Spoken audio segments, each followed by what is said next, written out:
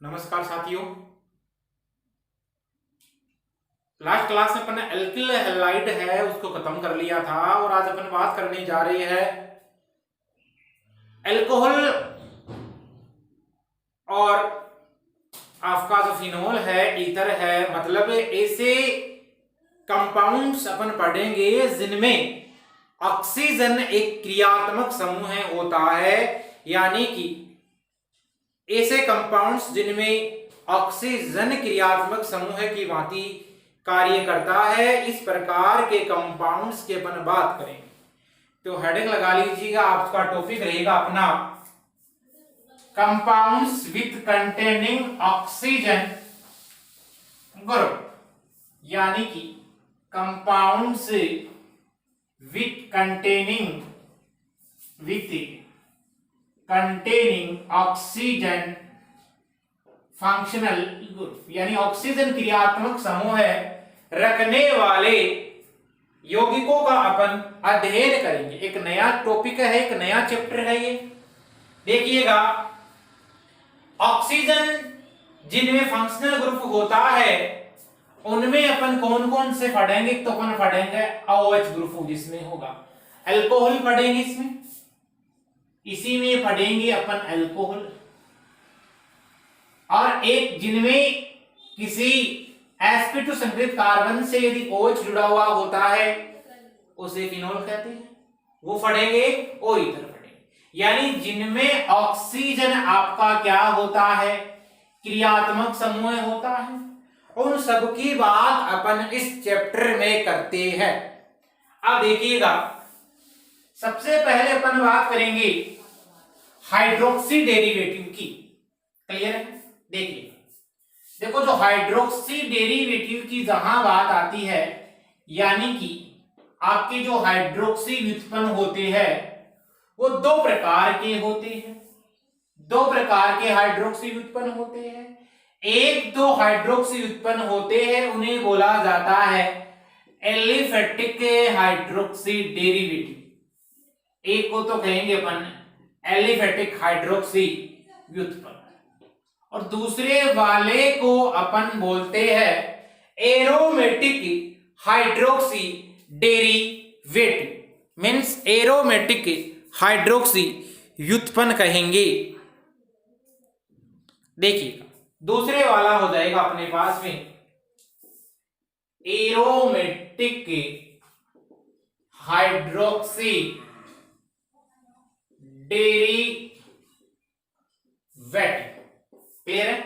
चलिए, अब देखिएगा, एलिफेटिक हाइड्रोक्सी डेरिवेटिव और एरोमेटिक हाइड्रोक्सी डेरिवेटिव किन्हें कहा जाता है। यदि आपका OH ग्रुप sp3 संकरित कार्बन से जुड़ा हुआ होता है तो उसे आप क्या बोलोगे, एलिफेटिक हाइड्रोक्सी डेरिवेटिव।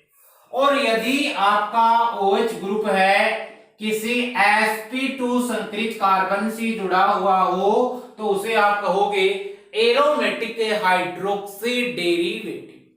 अब देखिए, एलिफेटिक की यदि बात करेंगे तो अल्कोहल जानते हो, ROH। ये जो आप R समूह देख पा रहे हो, एल्किल ग्रुप देख पा रहे हो, इसमें कार्बन की हाइब्रिडाइजेशन देखते हो तो sp3 आती। क्लियर है? चलिए, जैसे CH3OH कार्बन है, 4 सिग्मा बॉन्ड बना रहा है तो sp3 आएगा।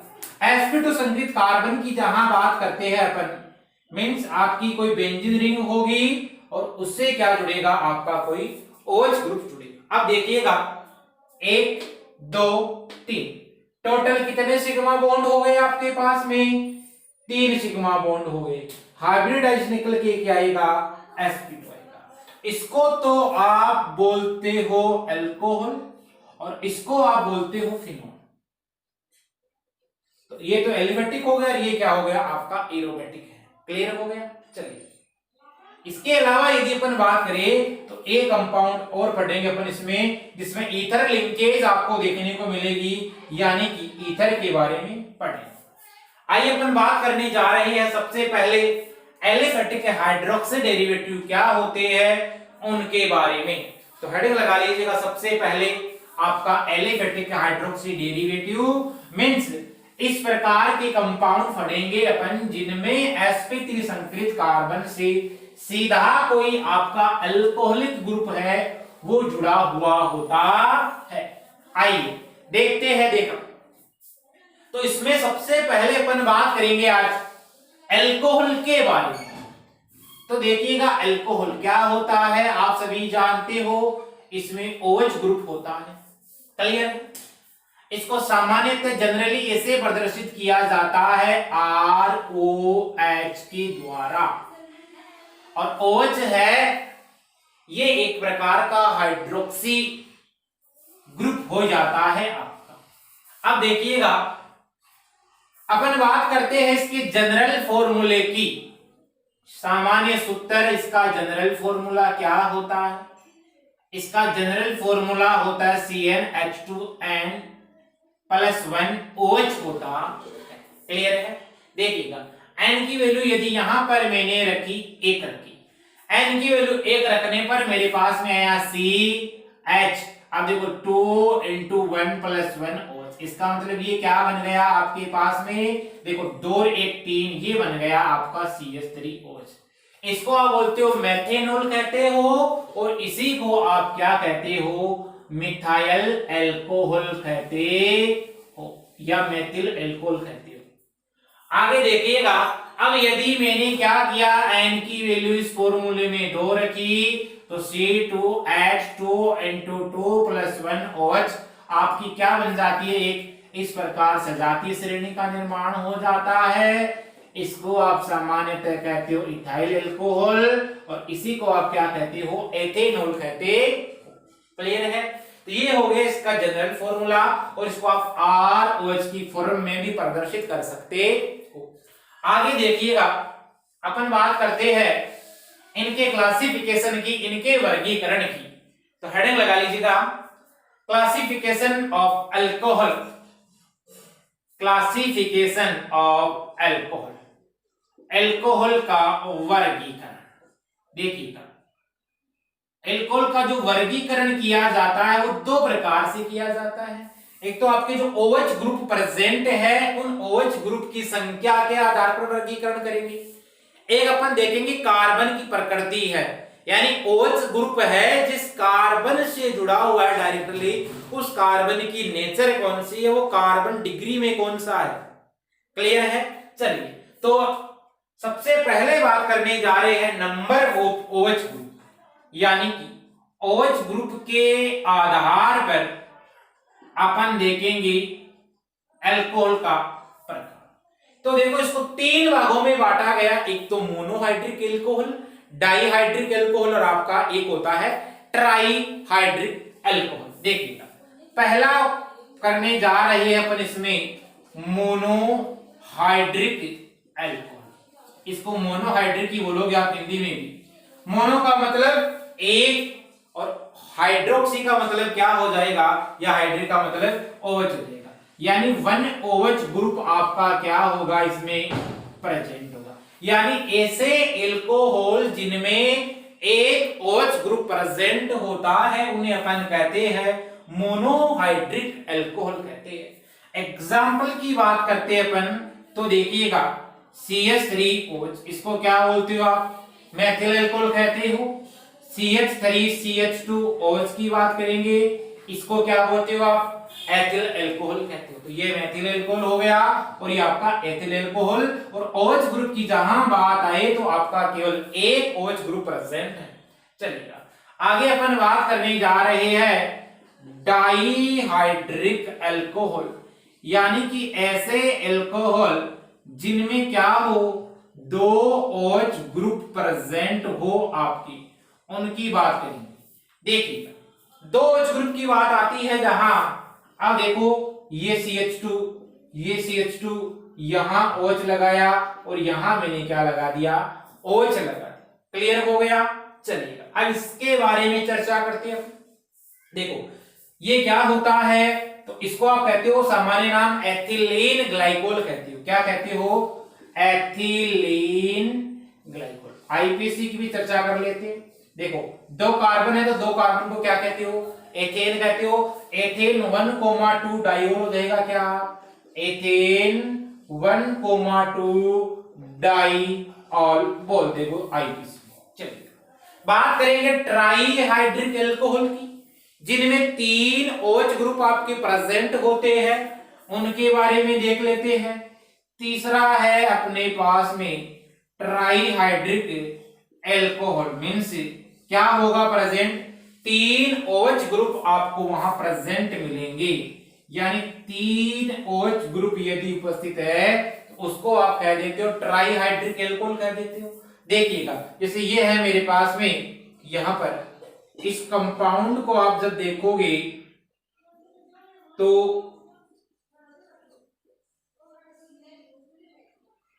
ये देखिएगा, क्लियर है। अब देखो इसमें CH2OH, CHOH और आपका CH2OH, इसको बोला जाता है सामान्यतः ग्लिसरॉल। क्लियर है, क्या बोलोगे इसको, ग्लिसरॉल कहते हो। अब देखिएगा इसका आईपीसी नाम लिख दोगे, देखो 1 2 प्रोपेन हो गया और 3 OH ग्रुप है, OH को बोला जाता है ऑयल के रूप में। अभी विस्तार से चर्चा करेंगे अपन आईपीसी की, तब आपकी ऑयल क्लियर हो जाएगा। 1 2 3 ट्राई, क्लियर हो गया। ये हो गया मोनोहाइड्रिक, डाईहाइड्रिक और ट्राईहाइड्रिक एल्कोहल हो गया। यहां तक समझे, चलिएगा। अब यदि आपके पास में 3 से ज्यादा यदि कोई OH प्रेजेंट आ जाए तो उसको आप क्या कह सकते हो, पॉलीहाइड्रिक एल्कोहल कह सकते हो। देखिए अपन बात करेंगे इसमें अब पॉलीहाइड्रिक एल्कोहल की। देखिए एग्जांपल है सार्बिटोल, जानते हो सभी आप, और सार्बिटोल में क्या होता है देखिएगा। अगला है अपना पॉलीहाइड्रिक एल्कोहल।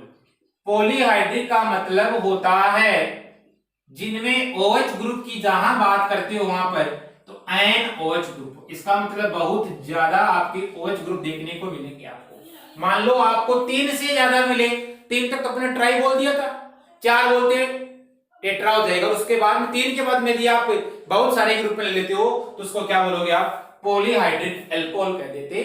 चलिएगा देखिएगा CH2 CHOH, यहां CHOH लगाया मैंने, CHOH लगाया, यहां लगाया CHOH और CH2OH लगाया और यहां लगा दिया मैंने CH2OH। तो देखिएगा यहां पर बहुत सारे आपके OH ग्रुप प्रेजेंट दिखाई दे रहे हैं और बहुत सारे OH ग्रुप प्रेजेंट है, तो इस कंपाउंड का नाम होता है सार्बिटोल।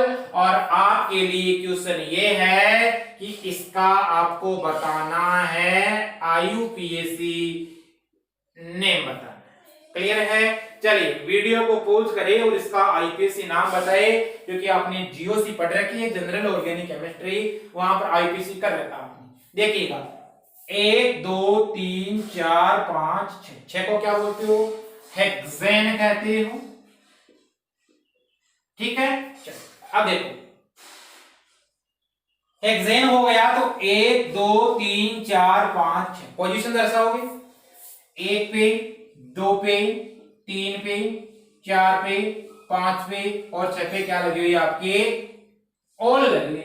अब ऑल कितने हैं आपके, 6 है, 6 को क्या बोलोगे आप, हेक्साओल बोल दोगे, हेक्साओल। ठीक है, 2 के लिए डाई वर्ड लगाते हो काम में, 2 के लिए डाई लगाओगे, 3 के लिए लगाते हो ट्राई, 4 के लिए टेट्रा, 5 के लिए पेंटा, 6 के लिए हेक्सा, ये वर्ड काम में लगाते हो आप। क्लियर हो गया, तो ये तो हो गया आपके OH ग्रुप है, उनकी नंबरिंग के आधार पर अपन ने देखा है क्लासिफिकेशन। अब अपन बात करते हैं OH ग्रुप जिस कार्बन से जुड़ा हुआ होता है उस कार्बन की डिग्री के आधार पर क्लासिफिकेशन कर लेते हैं। तो दूसरा क्लासिफिकेशन पढ़ेंगे नेचर ऑफ कार्बन, यानी कार्बन की प्रकृति के आधार पर आपका एल्कोहल का प्रकार बढ़ते हैं। दूसरा है नेचर ऑफ कार्बन, यानी कार्बन की प्रकृति के आधार पर। इसका मतलब यह हो कि कार्बन जिससे जुड़ा हुआ होता है मान लो यदि वो अन्य एक कार्बन से जुड़ा हुआ होता है तो 1 डिग्री कार्बन जानते हो, 2 डिग्री कार्बन जानते हो, 3 डिग्री कार्बन जानते हो, इनके बारे में चर्चा करते। आइए सबसे पहले बात करेंगे अपन प्राइमरी अल्कोहल की। आपका प्राइमरी अल्कोहल क्या होता है उनके बारे में देखिएगा। प्राइमरी अल्कोहल होता है, ये मेरे पास में है CH3 CH2 और OH। अब इसको देखो आप, OH OH ग्रुप उस कार्बन से जुड़ा हुआ है जिसकी डिग्री क्या है 1 है। यानी प्राथमिक कार्बन से यदि आपका कोई OH ग्रुप जुड़ा हुआ होता है तो उसे आप क्या बोलते हो, प्राइमरी अल्कोहल कहते हो। क्लियर है, CH3 CH2 CH2 OH। इस बात को समझ रहे। यहां भी आप देखा तो ये देखो आपका जो OH ग्रुप उस कार्बन से जुड़ा हुआ है जो किसी एक अन्य कार्बन से जुड़ा हुआ है, इसका मतलब इसकी भी डिग्री यहां पर क्या है 1 डिग्री।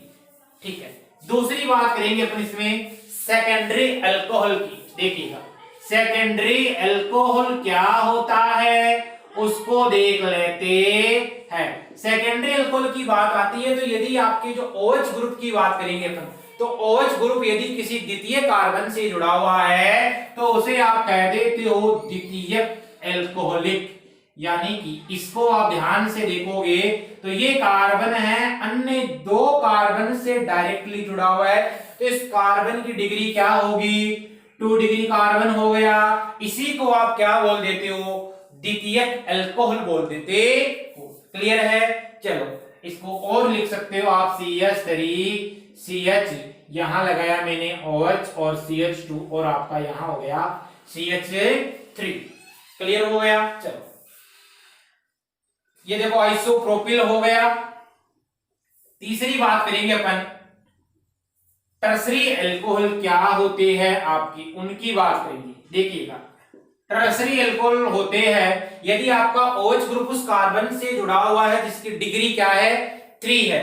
देखिएगा ये कोई कंपाउंड है मेरे पास में और इसको ध्यान से देखोगे इस कार्बन को तो ये कार्बन अन्य 3 कार्बन से डायरेक्ट जुड़ा हुआ है। इसका मतलब 3 डिग्री कार्बन से यदि कोई OH ग्रुप जुड़ा हुआ होता है तो उसे आप क्या कहते हो, टर्सरी अल्कोहल कहते हो। यानी इस कार्बन की डिग्री क्या हो गई यहाँ 3 डिग्री अल्कोहल हो गया। इसका मतलब आपने ये देखा कि जो 1 डिग्री अल्कोहल होता है उसमें तो आपको देखने को मिलता है CH2OH ग्रुप प्रेजेंट होता है।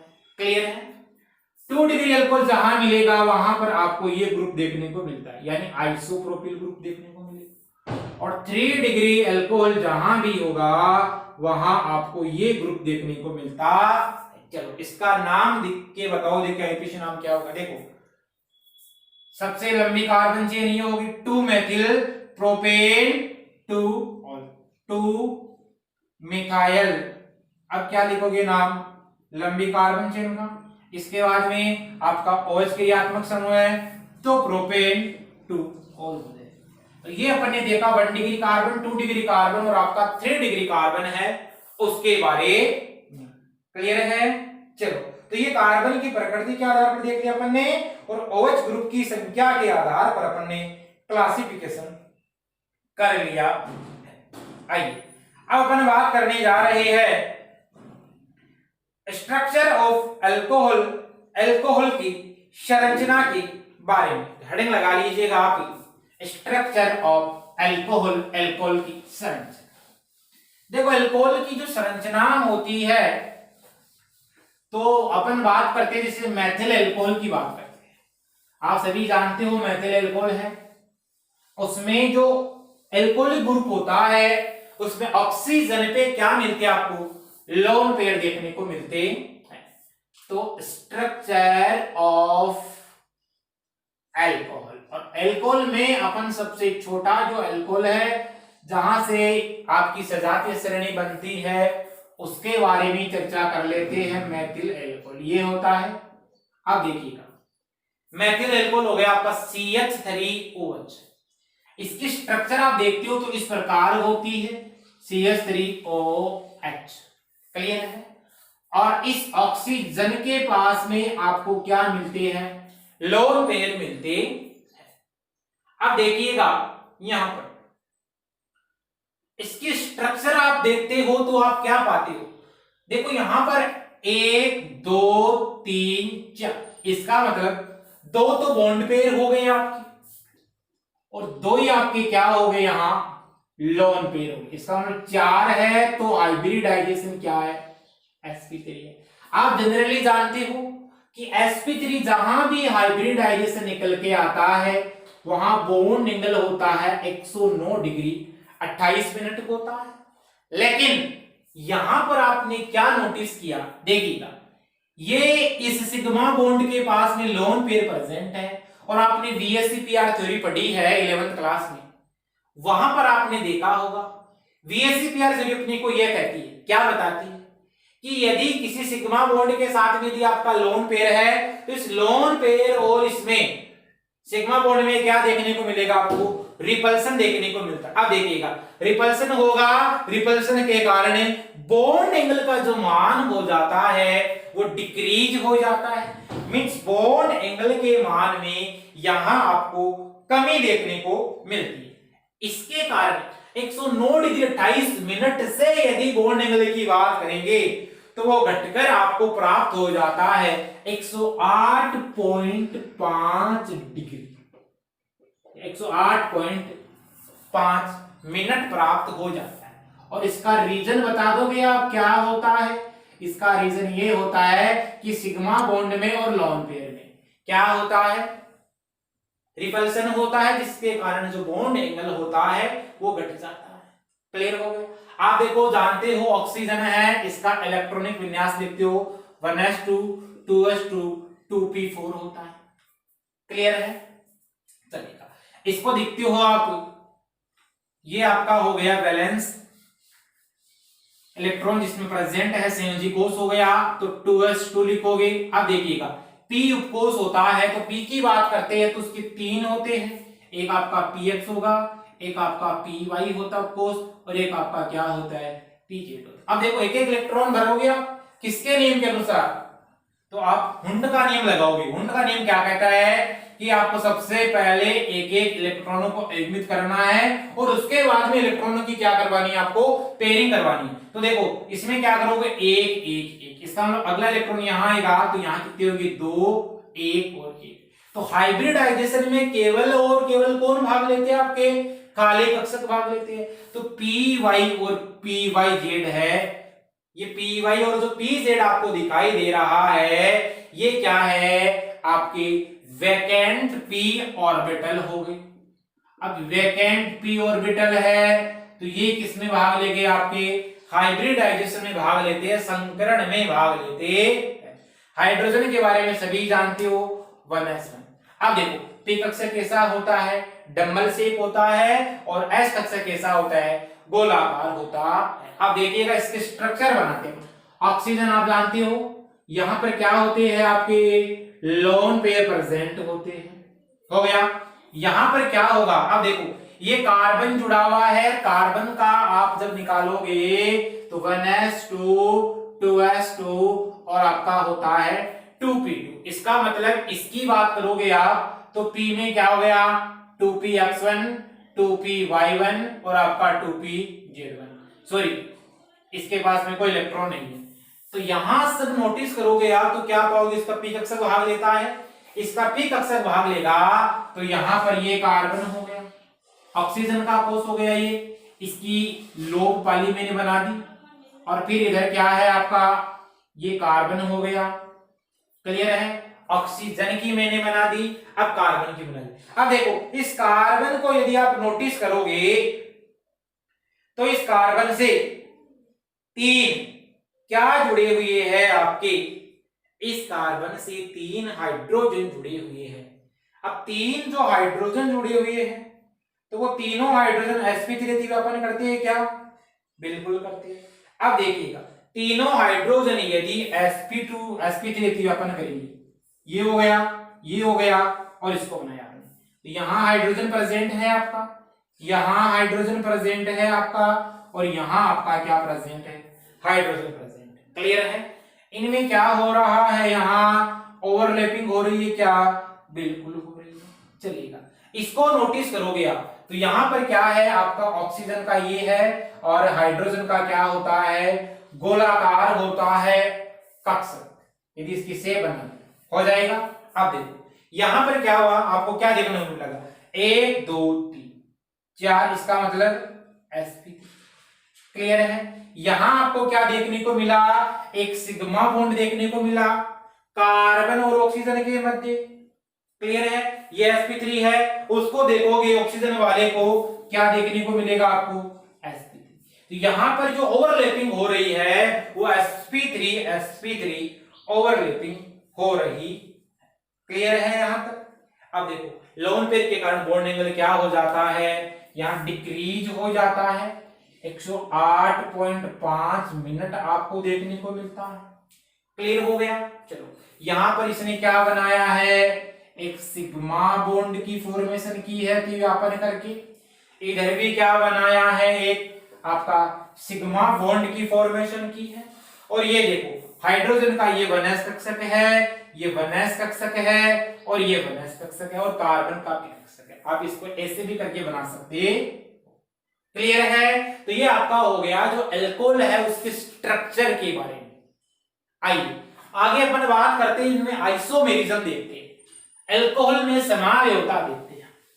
तो देखिएगा आपने पढ़ा है आइसोमेरिज्म को अच्छे से, तो वहां से आप क्या पाओगे, कौन कौन से आइसोमेरिज्म दर्शाता है। आइसोमेरिज्म जानते हो, जिनके मॉलिक्यूलर फॉर्मूलाज क्या होते हैं, सेम होते हैं, लेकिन उनके स्ट्रक्चरल फॉर्मूला क्या देखने को मिलेंगे, आपको अलग अलग देखने को मिलेंगे। वो तो केवल स्ट्रक्चरल आइसोमेरिज्म में होगा, लेकिन जहां पर आपको क्या देखने को मिल जाए, स्टीरियो आइसोमर की बात आ जाए, त्रिविम समायुवी की बात आ जाए, तो फिर वहां पर क्या होता है, अलग कंडीशन हो जाती है।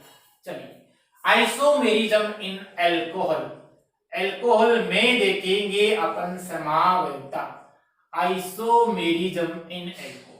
तो देखो एल्कोहल कौन कौन सी समावयवता दर्शाता है, उनके बारे में बात करते हैं। समावयवता सभी जानते हो, अच्छे से परिचित हो, अपन ने इसका लेक्चर विस्तार से किया था। इसके लिए आप डिस्क्रिप्शन बॉक्स में आपको लिंक मिल जाएगा, उस लिंक में जाके आप समावयवता के जितने भी टॉपिक करवाए गए हैं उनको आप देख सकते, प्लेलिस्ट देख लेना वहां जाके। आइसोमेरिज्म इन एल्कोहल सबसे पहले दर्शाता है ये चेन आइसोमेरिज्म।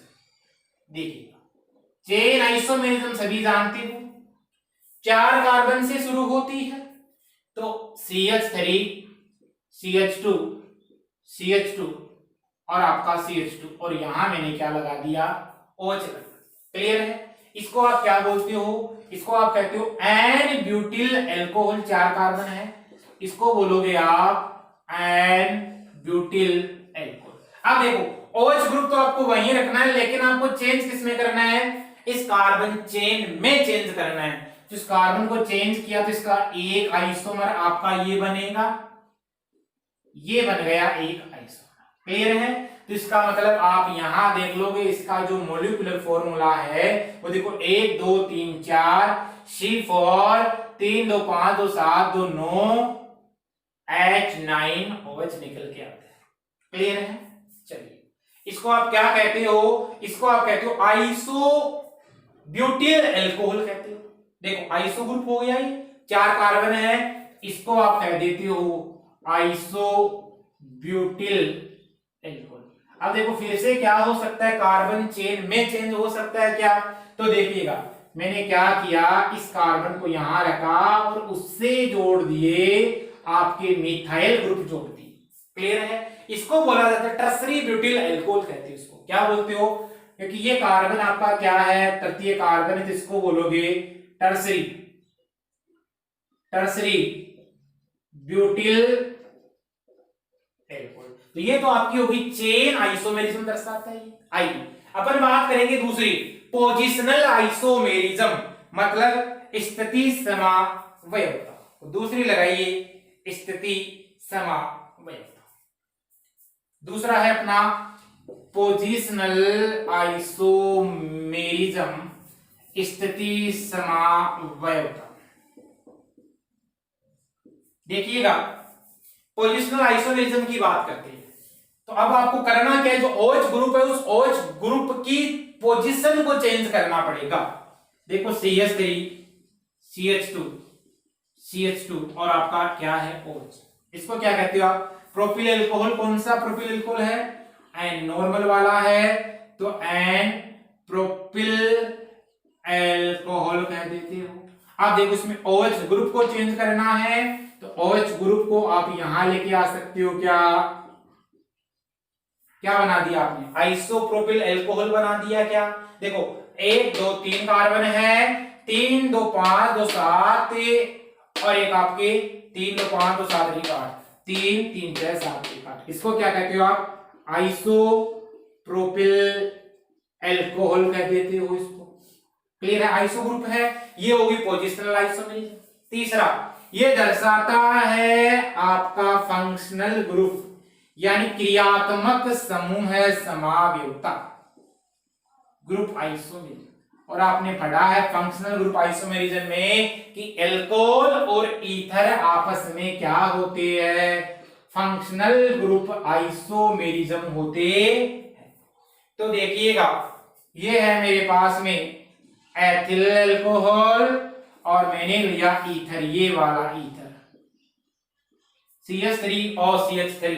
तो देखो ये आपस में कैसे होगी? इसमें एल्कोहल ग्रुप हो गया और इसमें आपका ग्रुप कौन सा हुआ? ईथर ग्रुप हुआ। तो आपस में कैसे हो गए? ये क्रियात्मक समूह समावि होगी। इसको आप कहते हो ethyl ether, sorry ethyl alcohol, इसको कहते हो एथिल अल्कोहल।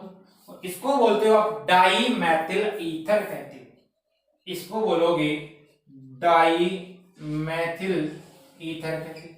चलिए अब देखिएगा इसका जो फॉर्मूला होता है, मॉलिक्यूलर फॉर्मूला, वो होता है 1 2 तो C2H6O हो गया, 3 2 5 1 C2H6O। क्लियर हो गया? चेन होगी, पोजिशनल होगी, फंक्शनल होगी। ये तो कौन सी हुई? उसमें स्ट्रक्चरल जो अपन ने देखी थी आइसोमेरिज्म, उसकी बात की अपन। क्लियर है? अब अपन बात करेंगे जहां से स्टीरियो आइसोमेरिज्म है, त्रिवेण समावि, उसमें दर्शाता है ये आपको ऑप्टिकल आइसोमेरिज्म यानी कि प्रकाशिक समावयवता देता है।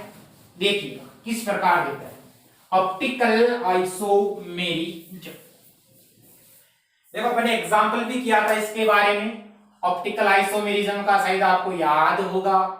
ऑप्टिकल आइसोमेरिज्म का अपन ने एग्जांपल किया था ब्यूटेन टू ऑल लेके। तो यहां पर बना लो आप ब्यूटेनॉल कहते हो, मतलब ब्यूटेन टू ऑल। देखिएगा क्या होता है, कार्बन है, इस कार्बन से यहां मिथाइल ग्रुप लगा हुआ है, यहां आपका H लगा हुआ है, यहां OH लगा हुआ है और इधर देखो 1 2, इसका मतलब 2 कार्बन और आएंगे, ये हो जाएगा CH2 CH3। ये कार्बन कैसा कार्बन है? एसिमेट्रिक कार्बन है। क्या कायरल सेंटर प्रेजेंट है? और अपन ने देखा भी था जिसके पास में एक कायरल सेंटर होता है वो हमेशा आपको क्या दर्शाता है? ऑप्टिकल एक्टिविटी दर्शाता है, प्रकाशिक समावयवता दर्शाता है। वो तो केवल एक कायरल सेंटर के लिए थी, 2 कायरल होता है तो फिर वहां पर क्या हो जाता है? ऐसी पॉसिबिलिटी नहीं बन पाती। वो दर्शा भी सकता है, नहीं दर्शा सकता है। मीजो कंपाउंड अपन ने देखा। क्लियर है? इसकी मिरर इमेज बनाओगे, मिरर बनाओगे इसको। क्लियर है? तो मिरर इमेज इसकी यदि आप बनाओगे तो मिथाइल ग्रुप जहां था वहां आपका चेंज क्या होगा?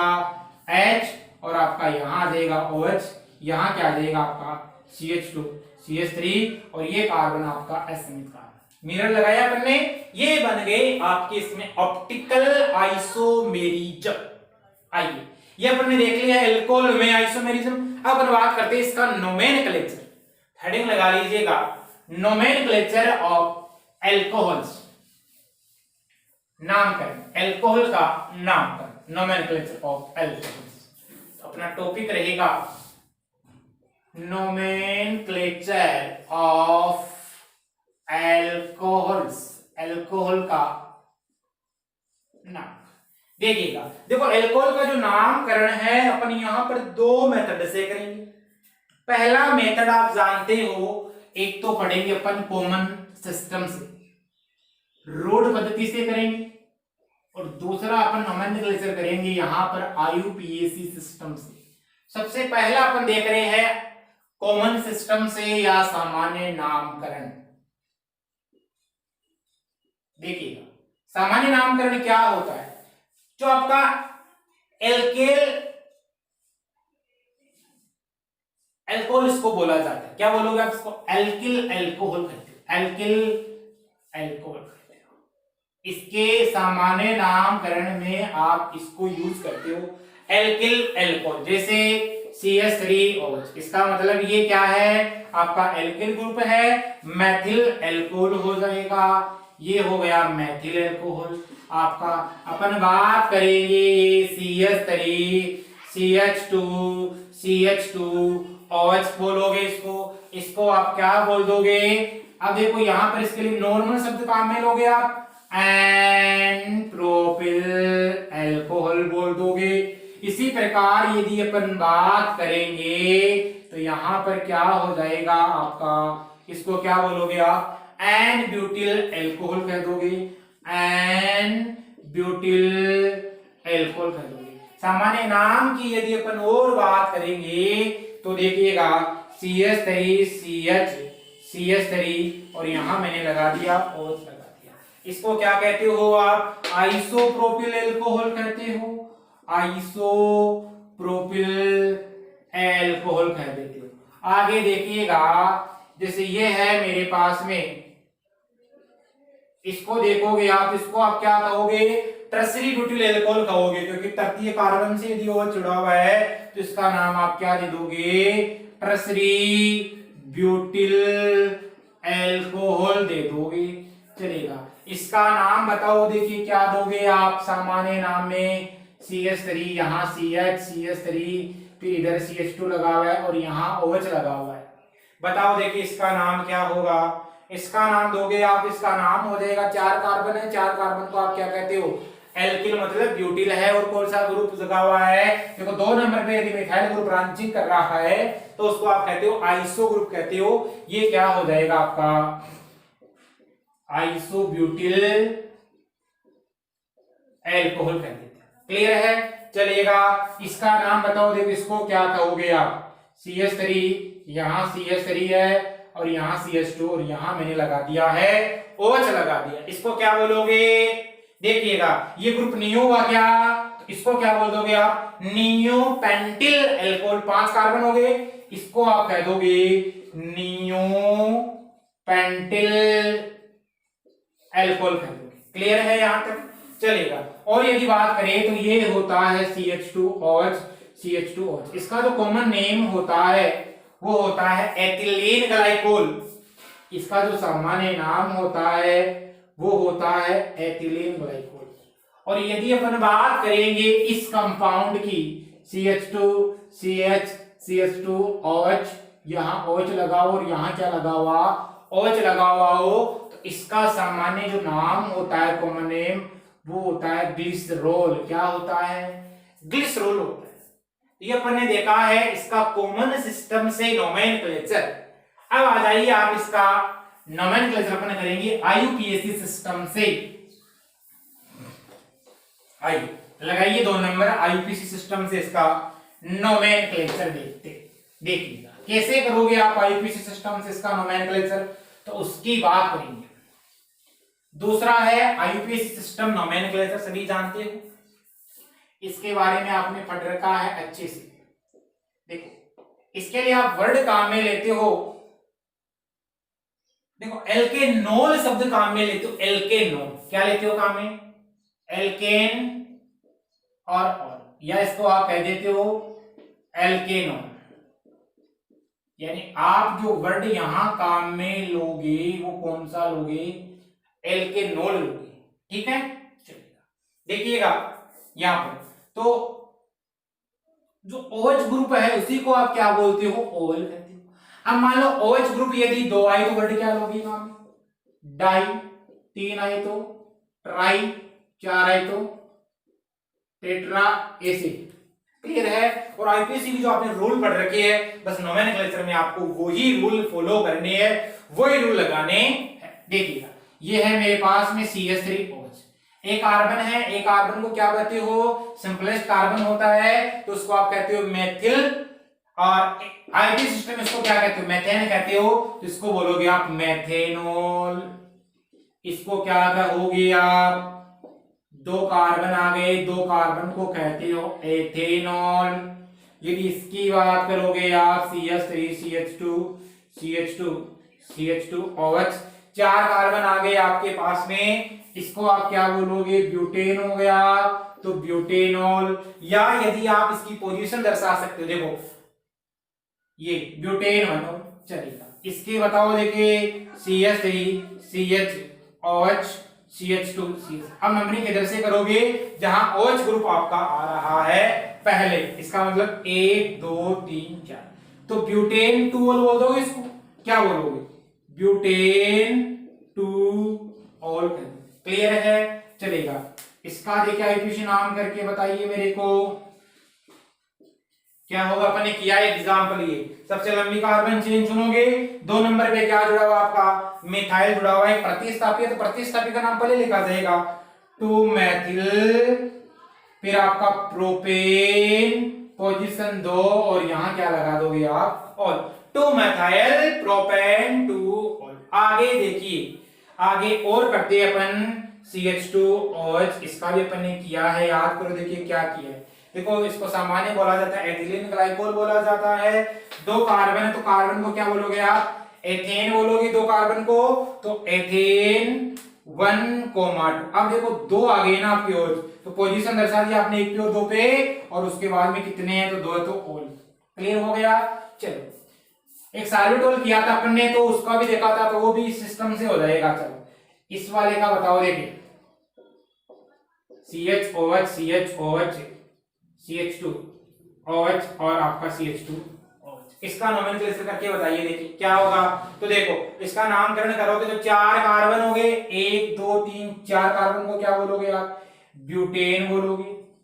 अब ब्यूटेन पोजीशन दर्शाओगे आपको OH की, तो 1 2 3 4, और क्या लिख दोगे आप, कितने हैं, तो 3 के लिए ट्राई आता है, 4 के लिए क्या था, टेट्राओल हो जाएगा। ठीक है, या इसको आप कह सकते हो टेट्राकिस भी बोलते हो ना। ठीक है, इस प्रकार इसका क्या कर दोगे, एल्कोहल का नोमेनक्लेचर कर दोगे। चलिए अब आपके लिए क्वेश्चन है, मैं कुछ लिख रहा हूं और आपको उनका नोमेनक्लेचर करके बताना है, यू देना है आपको आईपीसी नोमेनक्लेचर। क्वेश्चन लिख रहा हूं मैं और आपको उनका आईपीसी नेम लिखना है। क्वेश्चन गिव आईपीएसी nomenclature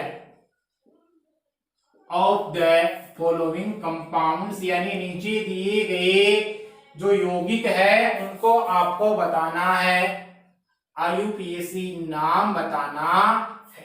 चलिए लिख रहा हूं मैं, ये है मेरे पास में, यहां लगा दिया मैंने OH, यहां लगा दिया मैंने Cl, और यहां मैंने लगा दिया Br। अब देखो इसका जो नामकरण आप करोगे ना, तो किस सिस्टम से करोगे आप, प्रतिस्थापी वगैरह लगा के ना। लिख रहा हूं मैं, आपको उन क्वेश्चंस को करके बताना है। OH लगाया यहाँ OH लगाया, और यहाँ मैंने जोड़ा Br, इस कार्बन पर भी मैंने जोड़ दिया Br। ठीक है, तीसरी बात करेंगे अपन इस वाले कंपाउंड की। यहां पर मेरे पास में जुड़ा हुआ है, ये ग्रुप जुड़ा हुआ है, इधर ये ग्रुप जुड़ा हुआ है कोई, इधर इसको बोलूंगा मैं एमी बोलूंगा, इसको ईटी कह दूंगा, और इसको बोल दूंगा मैं यहां से OH। चलो 3 ये हो गए आपके, 4 ये कंपाउंड है आपका, आपको इसका नोमेनक्लेचर करके बताना है। इस वाले का यहां मैंने लगा दिया है, OH लगा दिया है, और इस वाले पर भी मैंने लगा दिया है आपका OH लगा दिया। फिर आपको बताना है इस वाले का नामकरण करके, यहाँ पर Cl है, इधर मैंने लगा दिया, इसी कार्बन पे लगा दिया है आपका, यहाँ पर कोई कार्बन जोड़ा है मैंने, और इधर इस कार्बन के साथ भी मैंने जोड़ दिया OH है, और इस कार्बन से यहाँ Cl जोड़ा है, और इस कार्बन से 1 2 3 4 Br जोड़ दिया। चलो ये 5 क्वेश्चन है, इनका आप नोमेनक्लेचर करके बताओगे, ये आपके लिए हो गया होमवर्क।